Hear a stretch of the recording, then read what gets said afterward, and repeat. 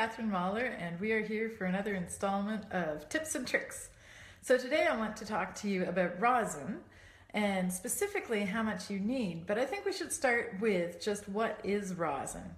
So rosin comes in a cake, kind of like this. Now this rosin, this is actually a special rosin. This is for people who have allergies. Some people have an allergy to rosin, so I keep this at my studio because I have had students who have allergies. But it comes in a cake, and it can come like with a cloth like this, or it can be in a rectangular shape. And normally it's amber, or it can be darker, it can look green or red. And it is normally made out of resin from trees, tree sap.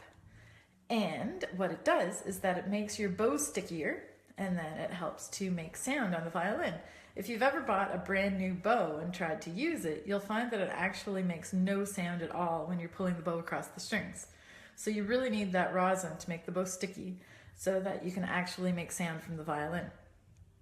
As far as the different colors of rosin, the lighter rosin is harder, and so it will work better in more humid climates, and the darker rosin is softer and stickier. And there are some people who change their rosin based on the season. So kind of like ski wax way back in the day when you had to wax your skis, and you'd wax your skis differently depending on the snow.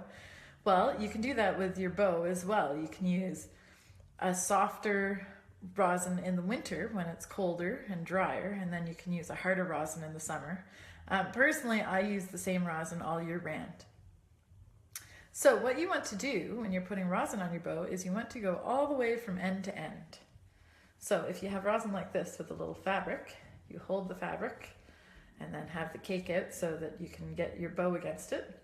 And then I like to put my thumb right here on this little metal bit, because then I won't bump into it with the rosin. And I'm just going to go back and forth all the way from the frog to the tip and back again. 2, 3, 4, 5, 6, 7, 8.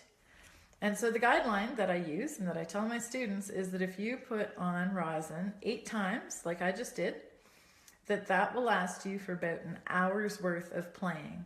So if you're only practicing in 10-minute increments, then you don't need to put rosin on every time. You can just put it on every now and then. If you're practicing for a long rehearsal, if you have a 2-hour rehearsal, it's possible you may need to put rosin on in the middle. But as you become more confident and as you've played more, you'll really have a feel for it. And when your bow starts slipping, you'll know that you need more rosin.